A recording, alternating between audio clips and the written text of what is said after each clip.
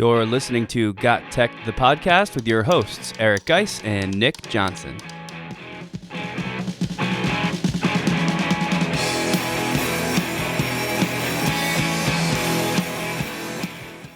Welcome back to GotTechED the Podcast. This is episode 152 called How to Build Your Edtech Toolkit.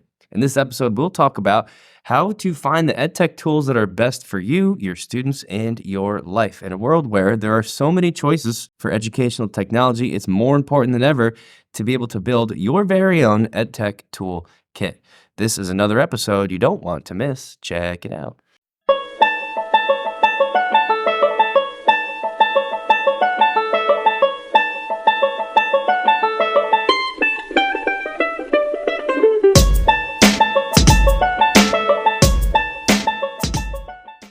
Hey, you back with episode 152 here. We have a couple updates. We'll just get right into those because I'm anticipating this might be a two-part show for us today because there's a lot that goes into this, and I think it's super important for us to talk about building your EdTech toolkit, being able to hone in on what EdTech tools that you actually want to use that's going to be valuable for you, for your productivity, and to enhance learning in your classroom is key, not getting overwhelmed by all the copious amounts of choices that are out there. Yeah, that's what we're going to be focusing on. Before we do that, the upcoming stuff for us is the like we mentioned in the last episode, 12 Days of EdTech, our YouTube series that we do every winter prior to the start of the holiday season or during the holiday season, I guess, where for the 12 days leading up to winter break, you can expect one video, technically a video per day, although sometimes we just throw them all out there anyway. But basically, Geis and I each find six new things that we want to share in the EdTech world and record something and share that out. So that's going to be coming up soon. I believe unless things get shuffled, which they very well may. But as of now, our idea is to have that all set by December 18th, 2023. And if you listen to our episodes as they are released on the exact day, or at least close to, that will be the episode where we officially announce that it's there. But, it probably, if I was a listener, just follow us on YouTube. We've got a channel. If you just go to YouTube and search We Got Tech and GotTechED the Podcast, you'll find it. And if you subscribe, then you'll know anytime we post video content because we do a decent amount of that. So, check that out as an upcoming thing.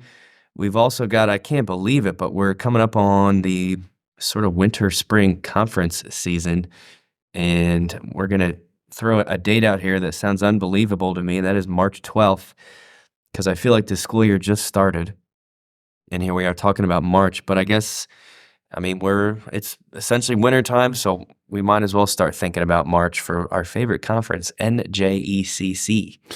Yeah, so this year we'll be doing we propose to do two EdTech throwdowns. One is going to be solely based on AI tools, and the other one is going to be solely based on EdTech tools that do not involve AI. So these will be mostly new, I would say. I'd say about 90% of them are going to be new. And to be honest with you, the ones that we have in our head right now will probably change before then too because of all the cool stuff that's coming out. But make sure that if you are going to the NJECC conference that you find us there on Tuesday. We'd love to hang out. Every year we meet somebody that listens to the show, and it kind of lights a fire under our rear ends and makes us want to do more when we hear that people are listening and they get value from our show. This podcast is a proud member of the Teach Better Podcast Network. Better today, better tomorrow, and the podcast to get you there. You can find out more at teachbetter.com/podcasts. Now let's get back to the episode.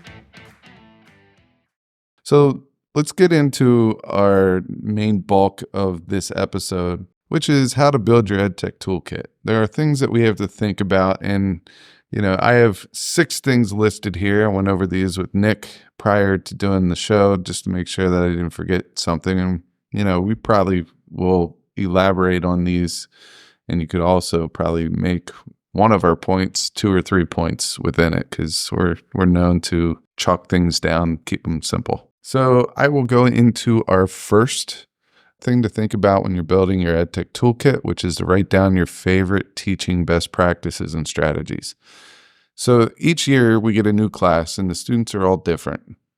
So one of my favorite ways of teaching is having a UDL, Universal Design for Learning, as my safety net, my blanket. And that's me assuming that all my kids do not learn the same way, and that I have to come up with different options to get the most out of my students. So me personally, I have to be a hands-on type of a learner to learn things. I know I have some students like that. I know that there are some students that have to read and read and read things over and over and over again to make sense before they start making connections. I know some people think in pictures and do better while looking at pictures as someone is explaining something. So we have all these different learners. So I would tend to make my EdTech toolkit based on a universal design for learning strategy there.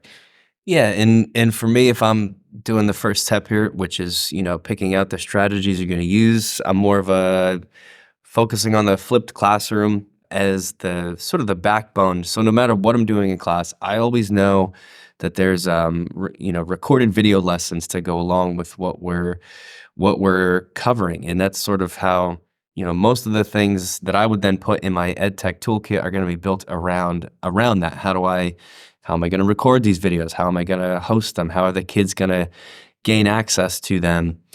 And things related to that. And I will say, on top of that, on top of the video content, you're going to need a way to give that variety, just like you were talking about. So I don't know if I have like a name for the strategy. Probably UDL is like the term for it, like you just talked about. But what are these different things that my students are going to be working in? Hands-on stuff is definitely going to be part of that as well. The big message here is, if you don't know what your favorite teaching strategies are, and you've got them, right? If you're an educator, you have your favorite teaching strategies, but like this whole process has to start with you thinking about that and coming up with what does that look like for you? Even if you're a traditional style teacher where you're coming in and you are providing direct instruction to the students, that can be your favorite too, and there is EdTech to support that and the best ways to do it. So that is step one of the process, is making sure you know what strategies you need to fill out or build up, I should say, with EdTech. So just to put like a little example into this is oil and water. So if your practice is like water, if your teaching practice is like water, and we're picking EdTech tools that, don't mesh well with water, we're basically throwing oil on top of that. What you want to do here is you want to make sure that your best practices are locked down. So then in step 2, we could bring in matching the functionality of your practice. So you want to pick the functionality needs that you have for your class based on whatever your best practices and strategies are. So if you don't pick tools that are going to help you succeed, it's not going to mesh well, and it's going to seem like you're all over the place. So the second one is to think about the functionality needed to best represent those best practices and strategies. Yep, and that would be, for example, if I sort of walk forward with my example, if I'm going to focus on developing a flipped classroom for the year, then the next thing I need to think about is, what do I need to do that? And obviously recording the videos would be, that might even be step 2. Step 1 would be designing the presentations that I'm going to use to record those videos. If you're not interested in recording your own videos, where are you going to find the videos that your students will watch? But essentially, it's the content, right? Where's that coming from? How's it going to be created? Where am I going to find it? Then it becomes, well, how are the students going to view it? What are they going to watch this on? Do they have devices? Are we going to rely on their cell phone use? Is that feasible? Is there an EdTech tool that's going to help me keep track of who's watching what? And everything that then comes down the line with that. Maybe the next phase would be, how am I going to assess their understanding of these things before they come to class? And that list could go on and on and on. But that's what we mean by functionality is, if you know your strategies, then you can say, or you can think about what you need, those your tools to do. Whatever your EdTech tools are going to be, what do you need them to do? Which is that might be like the hardest part of the process, because there's so many phases to essentially, thinking about your lesson planning. There's a ton to think about with that one. Yeah.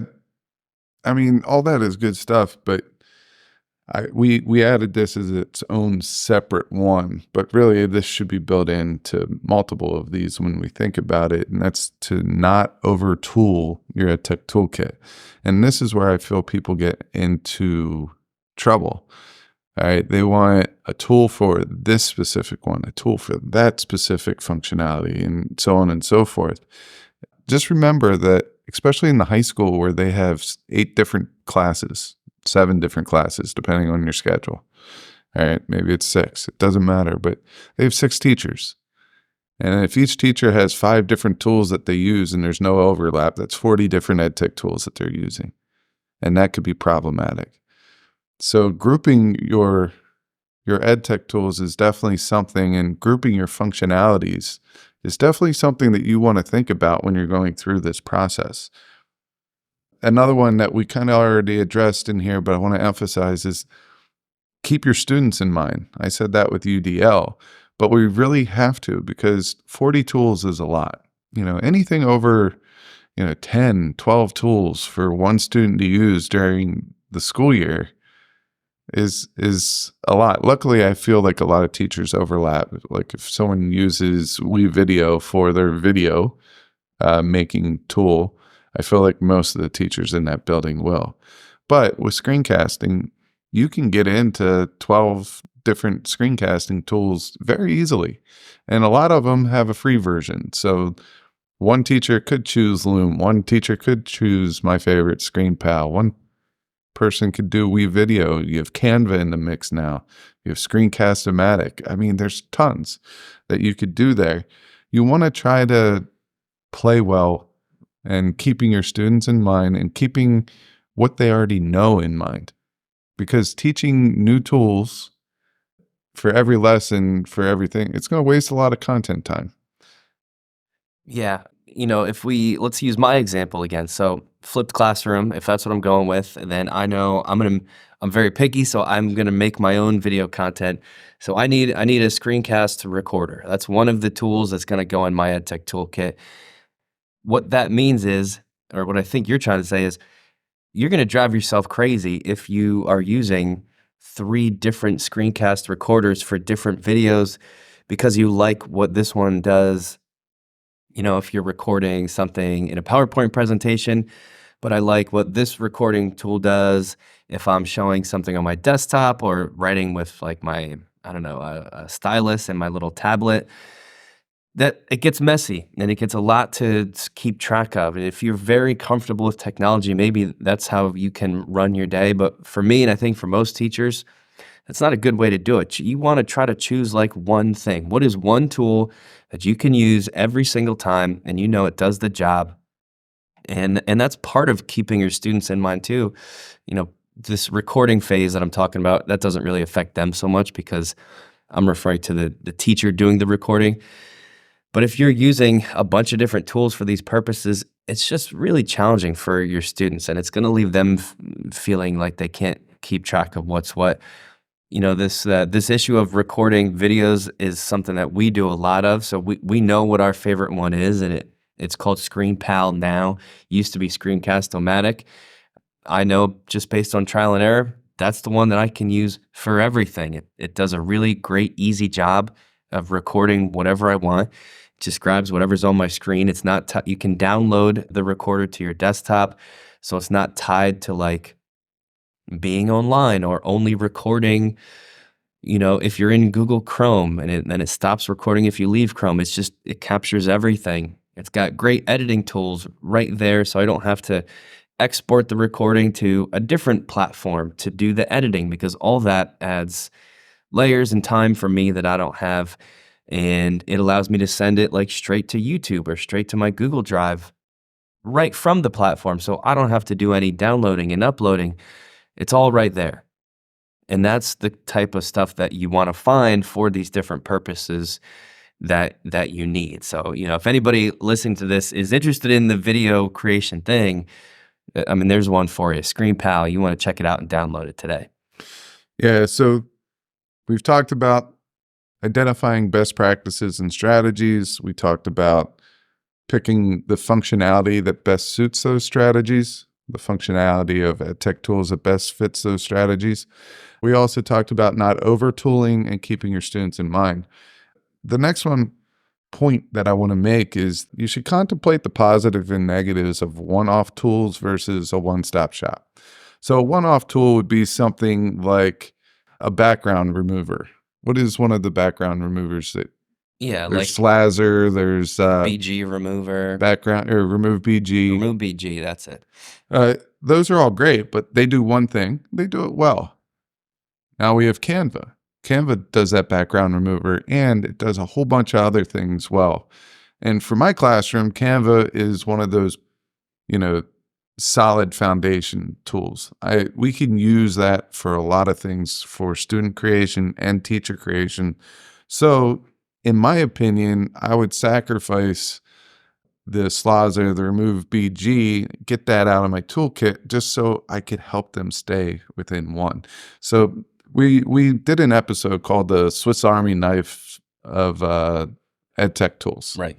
And really, if we brought some of those back, we can do this again and really think about those as we implement these strategies into our classroom and the EdTech tools that support those. So really contemplate whether or not that one-stop shop tool really needs to be on your list, or if one of the tools that you have as a foundation for your EdTech toolkit is there that does the same thing, can you sacrifice it and just do with that one tool? Yeah, and there's two things you said that I want to make sure to reiterate. The first one is, you hear us, if you listen to our show, you hear us talk about Canva a lot. So I don't think we need to beat that with a dead horse, because it's been out there in so many ways in general for educators and for our listeners as well. But man, if there is a one-stop shop tool that can do so many things, it is Canva. The example I've given already for me in video recording, you can do that in Canva. You can make the presentation in Canva that you're going to use to make your video.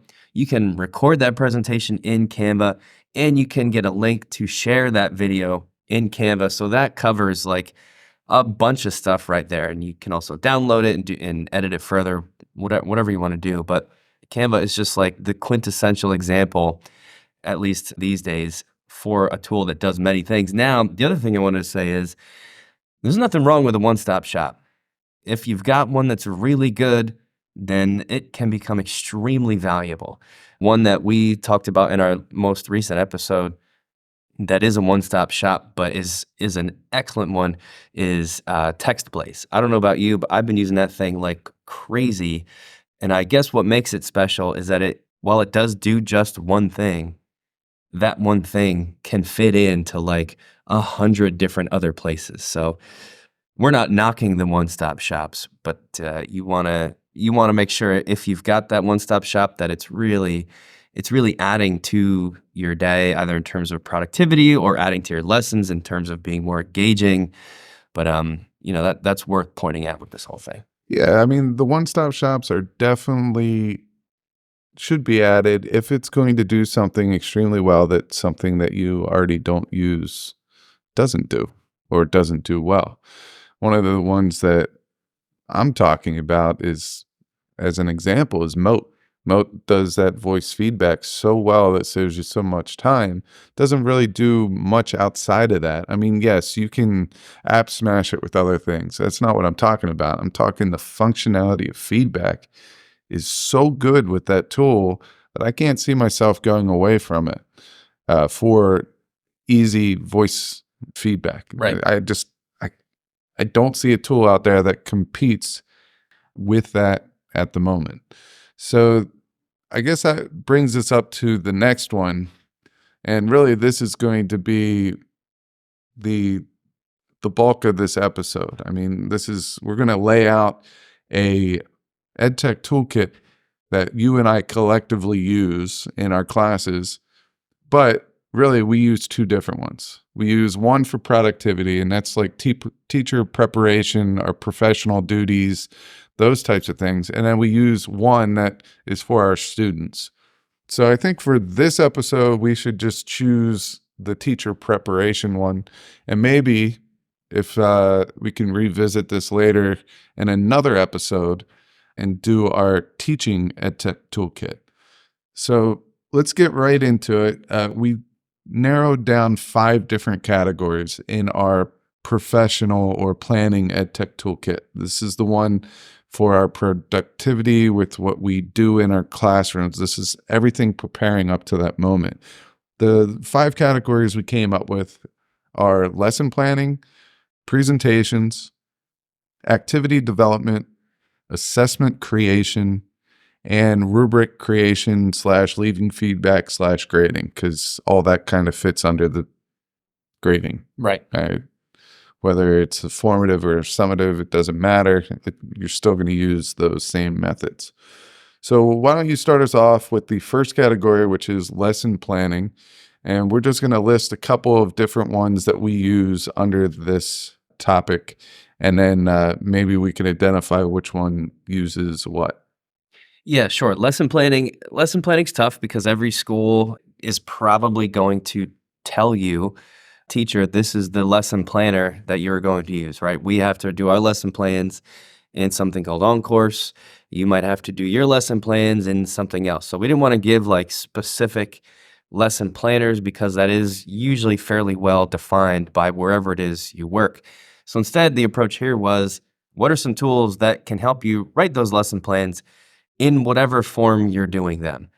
Even if you're just typing out lesson plans in a Google Doc that you then have to share with an administrator, what's going to help you to write those things? And I'll take a more general approach to this, and that is we're super lucky to be talking about this in 2023 because there are AI tools available to us that can either write the entire lesson plan for you, which sometimes I find more work because I have to go back and revise so much of it that I end up feeling like, well, I should have just done this myself anyway. But you can do it if you're happy with what you're getting from things like ChatGPT or Bard or fill in whatever chatbot you prefer. It'll straight up write lesson plans for you, given a topic and a grade level and whatever info you put in. For me, I've kind of found it's the more valuable use is having it give me ideas. ChatGPT is going to scour like millions of resources that I could never search myself if I was just like Googling things to get new ideas. So, whatever you teach, just try this. Open up ChatGPT and type in, what are some fun hands-on ways to teach blank? I'll fill in one that I did last week to teach electron configurations. I've been teaching electron configurations for like 15 years now, and I'm pretty good at it. Like I know how to do it, and I can get all those students writing electron configurations with ease, but it's starting to feel a little bit dry. So if you want to change it up, ask ChatGPT how to change it up. I learned about a thing called, what was it called? What's that game? I used to play it when I was a kid where you would like call out like A7 and you put a little Bingo? Not bingo. I mean, yeah, bingo, but now there's ships. Battleship. Battleship, that's it. Okay, so there's a thing called electron configuration battleship, where you've got a periodic table as your board, and you call out electron configurations, and you put a little chip on that element whose electron configuration matches that. Apparently, this is a thing that's been out there in the chemistry teaching world that somehow I did not know about, but because ChatGPT does what it does, it told me about it, and then I could incorporate that as a new fun hands-on thing. So you're going to see this come up a lot over and over again because we wanted to sort of build in that idea of a one-stop shop, and AI is that. It is a one-stop shop that can do so many things, and it's got a place in lesson planning, I think, more than anything else maybe. Yeah, I think that's a great strategy. I have used it in that light, but I'm going to go with it's not a one-stop shop by any means. It's more of a Swiss Army knife tool of AI tools, and that's Right. magicschool.ai.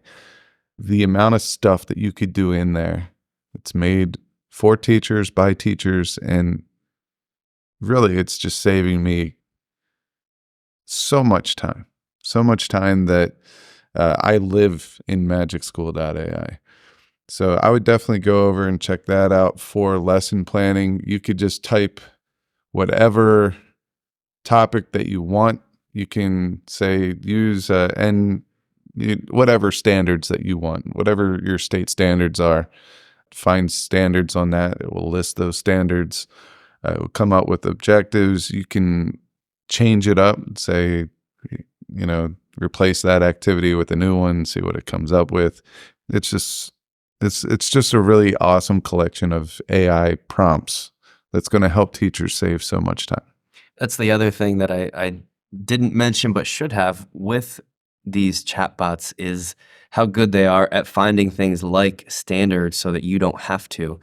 I've talked before about the science standards known as NJECC and how they're really great and very comprehensive, but they're very complex and there's just so many levels and layers to it depending on your grade level and then the topic within that grade level, and then each of those it's so complicated I struggle to even explain it. There's different categories like cross-cutting concepts and patterns or something like that. There's just so much there.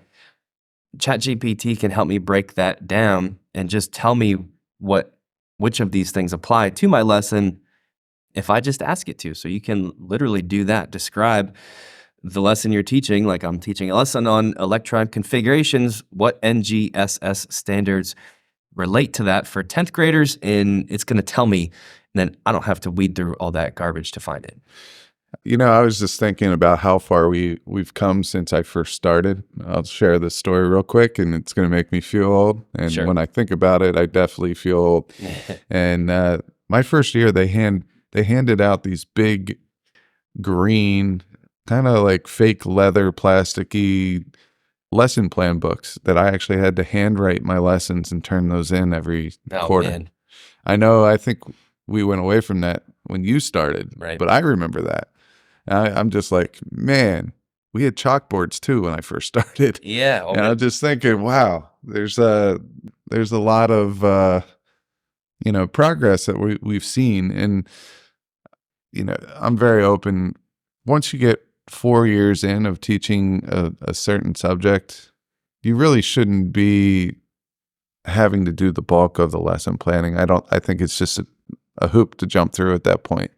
But hopefully you've done them digitally, and I have all my lesson plans digitally done. Whereas I could just go in and at the end of each week, part of my reflection is going and kind of highlighting things that didn't work as well or needs refreshing. That way, whenever I get a chance, I could go in there and put in a new activity. But that would be a good way of using ChatGPT, is just like going back and asking for a list of 10 or 15 activities that could replace that one and just keeping it fresh, like you said earlier.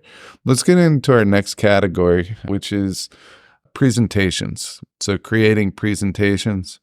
We've listed a couple of different things here. The one that I've been using all the time lately is Canva. I just like the fact that they have magic AI in there where you can have them develop your initial presentation, and then I go in and I change it the way that I want. So I don't have to think about the design of a slide. They'll give me a good design. All I have to do is go back, add the graphs, the pictures, the images, delete some words because I hardly have any words on my slides, and personalize it a little bit. So Canva, I really like for presentations, amongst other things, but that's the one that stood out to me. Yeah, Canva's a no-brainer there. I'm going to throw one out there. Quizzes, very very well-known gamification platform. Quizzes.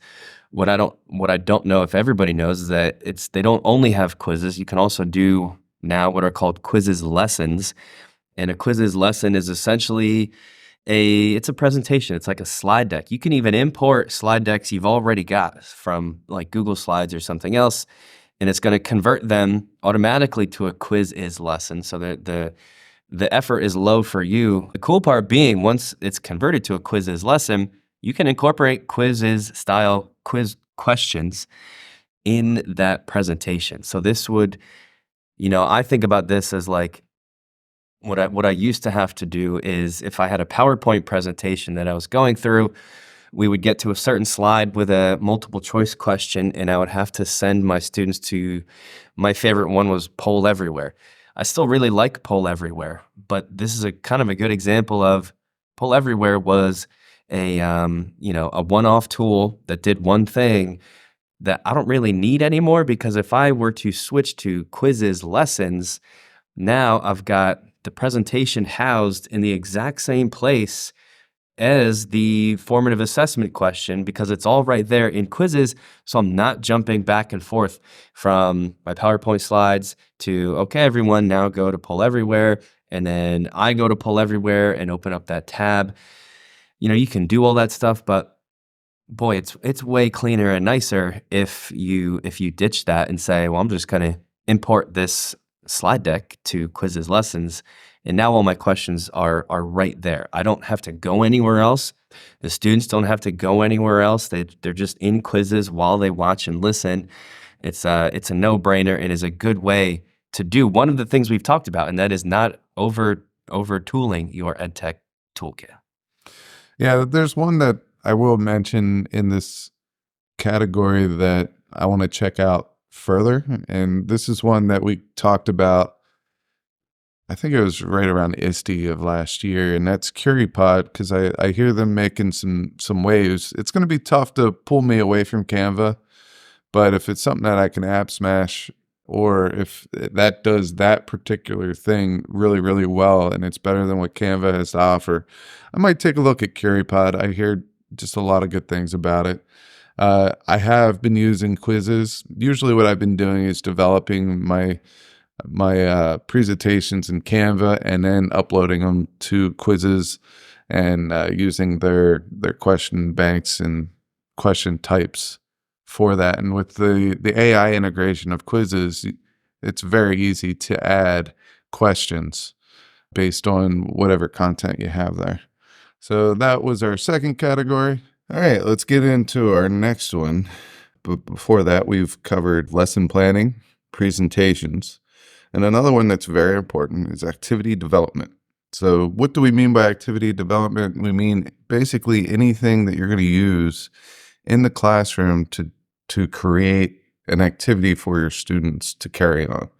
So that could be anything from making some type of formative assessment, that could be making an infographic template or whatever it may be. You could just maybe want to make your worksheets a little bit more visually appealing. But I'm going to get into the one that I think is the most influential for me, and that is MagicSchool.ai, because lately I've just been using that for pretty much everything, pre-planning for my classes. And I know some of the other ones on the list I also use on a regular, but Magic School has piqued my interest, especially lately, because they keep adding more and more, and I want to play around with it. And like I said, the other two, you can use it anywhere. Yeah, and that's the beautiful part of the other one that we're going to bring up again for like the third time in this episode. Canva is probably the best place to go for this exact purpose, just because of everything they have there. We've already covered it with presentations, because that's sort of like Canva classic, right? Is making really awesome looking presentations, but you could do all of your work straight out of Canva now, whether it's, a digital whiteboarding space for group work or a brainstorming activity. You can do projects right in there, right? Student projects where the students log in with their own free Canva for Education accounts and make that digital poster, or make that, social media post for whatever it is that you're studying as a creative way to go about that project. Even just documents, just Canva has Canva Docs like Google Docs. I know a lot of people are going to be hesitant to make that switch because we've got everything in Google Docs, and that's cool. I'm not switching all my stuff to Canva Docs either, but it's there if you want to, start to sort of play around with it. Maybe it's got some features you like.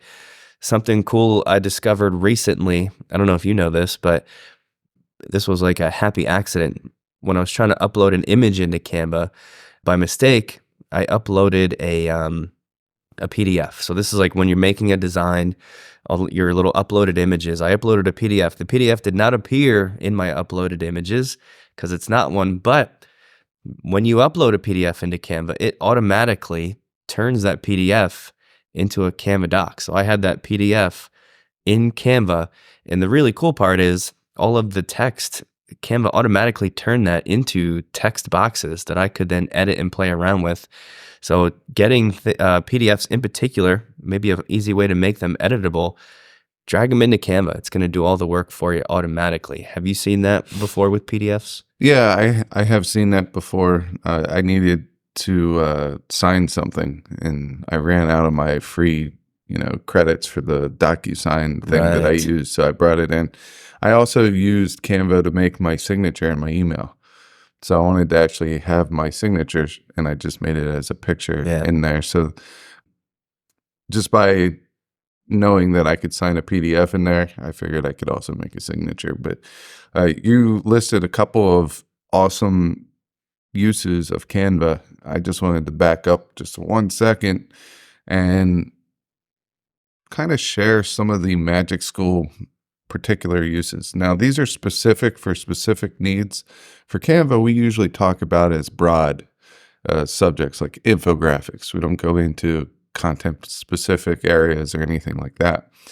But in Magic School, a lot of special ed prompts have already been created for you. These tools have been there. For example, you can do accommodation suggestion generator, where you generate a list of 5 to 10 accommodations for a student who needs support, who has a 504 plan. You could scaffold activities, so throw the activity in there and it will scaffold it for you. There's behavior intervention suggestion generator. So generate a list of 3 to 5 suggestions for behavior intervention, and it will spit those out. Some other uses of specific tools are a choice board generator, a class newsletter tool. There are some fun ones in there, like colleague song generator, write a song to celebrate a colleague to the tune of the song of your choice. So that's kind of fun. But you keep going down here. You could have like email responses, IEP generator. So if you want to follow like the 80-20 rule or 90-10 rule, you could generate most of the bulk work of the IEP with this generator and then go in there and write specific things about the student in there to personalize it a little bit. There's a lesson plan generator, a letter of recommendation generator. Same thing there. I would definitely go in there and personalize that a little bit. These are just a couple. There's a project-based learning generator. I have used this one. I said in my environmental chapter, I wanted it to go in and create a human impact lesson and project where students had to go in and investigate different human impacts and how it impacted the environment. My absolute favorite is the rubric generator. So easy to use, and it's on point. But there's a whole bunch here. So make sure that you check out Magic School. Make sure that you continue to use Canva. If you don't have it in your K through 12 classroom, make sure that you get your IT guys to go and set that up, because it is free. I think we had one more. Yeah, the only other one here is DFIT, and that is going to dovetail into the next section as well. So I'll sort of use it to bring us through to the next part of this. But DFIT, we've talked about it a lot. I think it's an incredible tool. It is technically a text leveling tool, which means if you've got something written, like an article or a website or whatever, can even be just documents in your Google Drive, anything with a URL link. I believe even YouTube videos now, as long as there's a transcript for it. You put it in there, you put that link in there, and it automatically can adjust that text to any reading level. And I don't know if my favorite one, but one of the most helpful ones is any language. And I'm just, the language thing is on my mind, because just yesterday we had a new student suddenly who is Ukrainian, and everyone's like scampering to try and figure out how to get materials to help the student because we don't have a whole lot of Ukrainian materials here. And Diffit's the go-to, man, because any of your teacher documents, worksheets, you just put them straight in there and you can swap that over to whatever language you want in seconds. So it just takes away so much stress and so much heavy lifting. And honestly, it allows you to do something that would literally just not be possible for like this student who speaks only Ukrainian. Otherwise, she may just be sort of hanging out in class doing nothing really. And with Diffit, you can give her the exact same materials that the other students have in her own language. So it's really great. You know, as far as activity development, the reason we put it here is because when you do this, when you put in some sort of a document or text, you can level it up and change the reading level. You can change the language, but you don't have to. You can leave it as is and then just use the different export options that they have, which means along with that text leveling, it's also going to create a bunch of other resources like vocabulary words, assessment questions in multiple choice, open-ended, discussion topics. And then it can take all of those things, all of those supplementary resources and export them into Google Forms, nice and simple, Google Docs, nice and simple, but tons of other like fully developed lesson plan templates usually built off of Google Slides. And it's hard to describe these, so I would just recommend heading to Diffit and checking them out. A lot of them follow like typical teaching models. One of them is like the, sight words, flashcards, and it's going to take all that stuff and plug it in to a Google slide deck, but using that model. KWL charts, Freyer models, all of these things that you might have to sit there and create, Diffit's going to create that for you based on the resource you put in. So besides having the English version and the Ukrainian version, you can then also export those into these Google Slide templates that really do the entire lesson for you. And they're just great. It's an amazing tool, Diffit. So amazing. It's coming up twice because our next little section here on your EdTech Toolkit is for assessments, and Diffit obviously fits in really well there because that's kind of what they do, right? All of these, the questions that Diffit builds around those resources, they can be used as formative, ideally, but if you wanted to take those as like summative questions, you could do that, of course, too. And it is awesome. So as far as assessment creation goes, let's just throw Diffit out there right from the beginning. Yeah, and the other one we talked about as well, and that's quizzes, but this time we're doing AI and the extension because quizzes just released an extension that allows you to go to any website that you're visiting, click on that extension, and automatically create a quiz based on that website.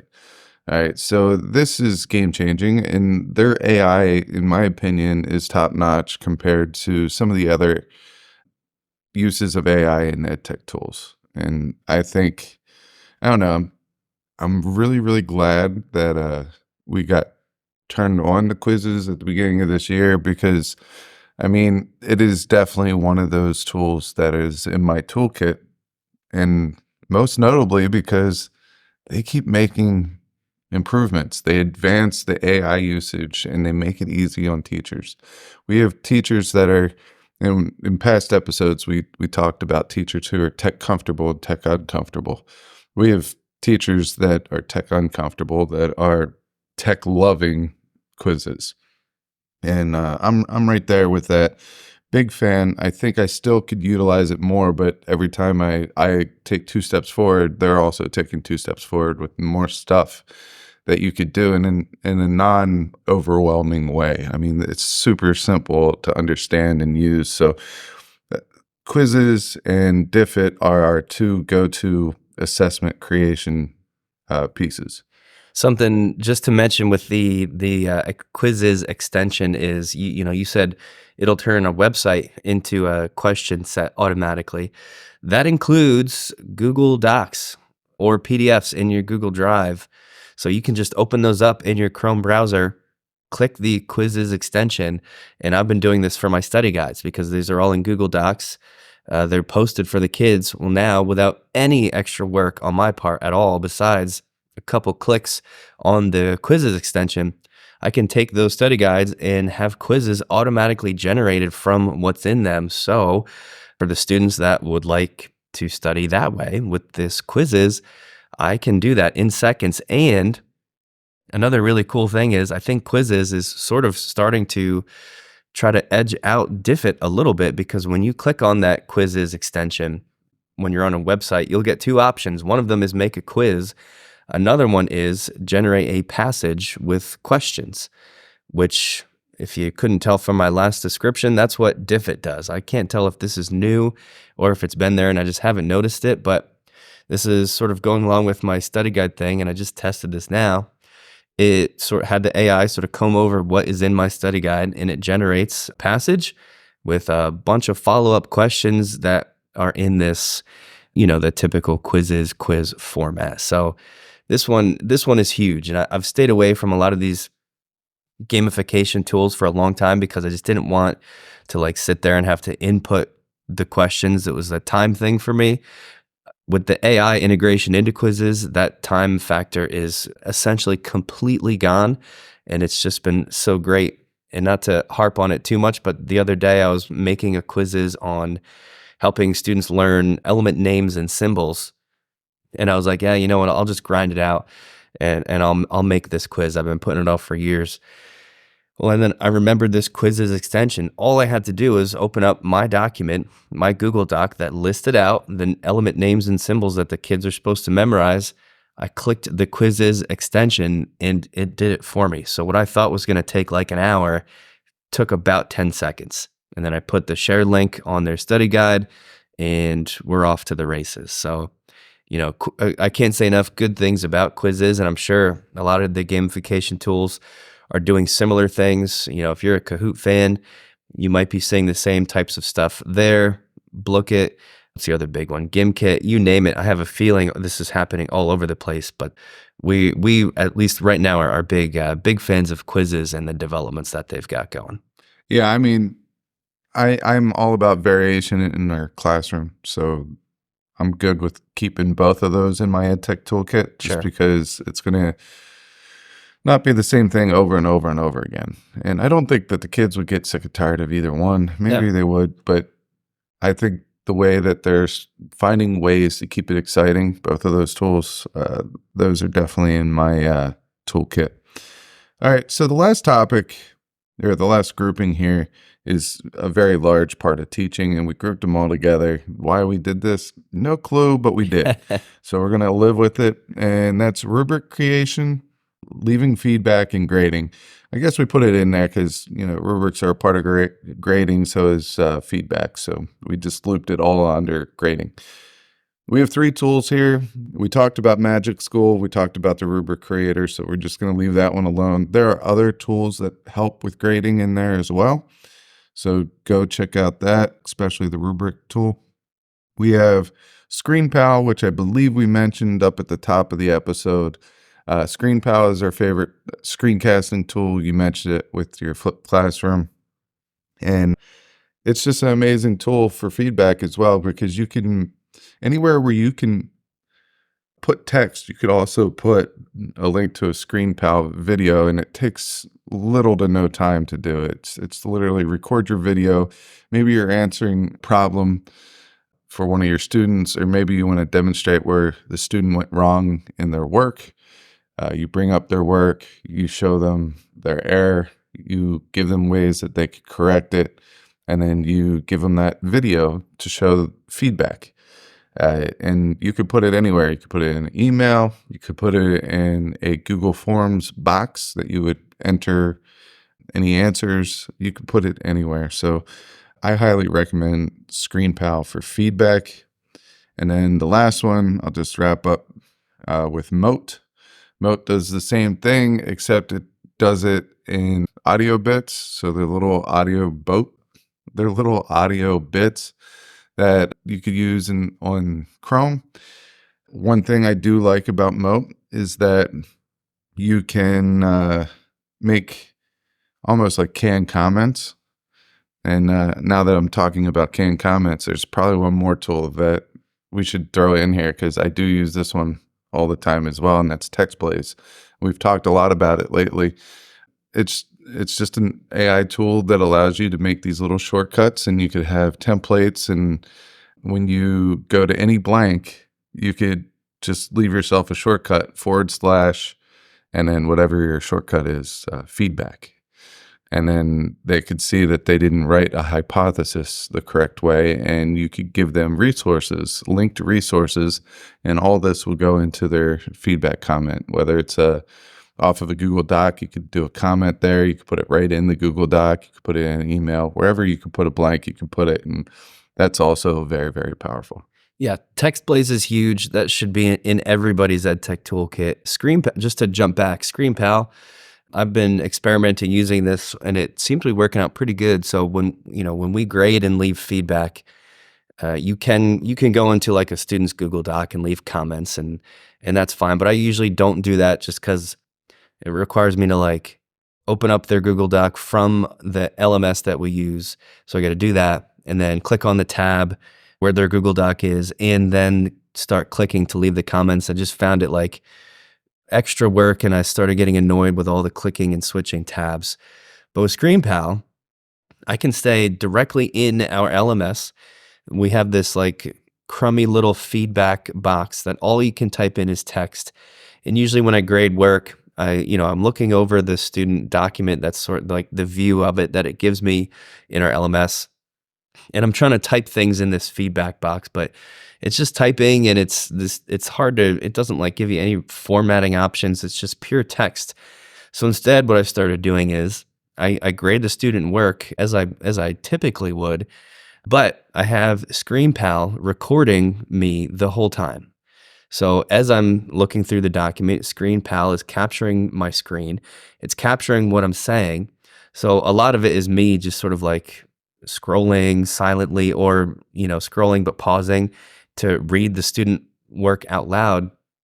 And as I'm doing that, I'm saying things out loud to the student in this video form. And then when I'm done, I just insert the little, ScreenPal gives you like a little a link, and that link is what goes in this feedback box, so that when students want feedback on the grade they got, now they can just click the video link and essentially watch me grade their stuff. I don't know if this is good yet because I just started it. I'm going to see what the students tell me, if they like that or if they don't. What I can tell you is they don't do a whole lot of reading for the text feedback that I've been leaving. So maybe the video stuff will be more well received. I don't know, but I at least wanted to share that as like an option. Yeah, I talked to one of our history teachers who used Moat last year and the year before, and he said that more students have reported positive feedback on that. I would imagine because it's so personalized that students would really like that, because then they know that you're really reading their information, their work, you're providing thoughtful feedback, and maybe doing that the first couple of times, you'll see an increase in their student work and motivation behind that, because they feel like it's going somewhere. And it's not just going to that, educational graveyard, academic graveyard that we always used to talk about.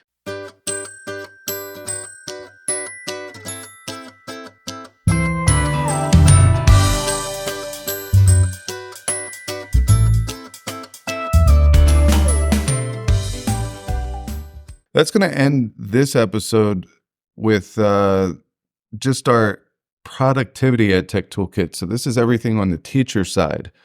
In the upcoming episode, it won't be our next one or probably even our next two. We're going to go over the EdTech toolkit for both Nick's EdTech toolkit and my EdTech toolkit for our classrooms. And that's going to be a little different because these are the EdTech tools that we choose for our students. And that's totally different than preparing. It's what they're actually using and exploring. But that's going to wrap up this episode. If you find value in our episodes, please go over, leave us a review on Apple Podcasts. You can rate us over there as well.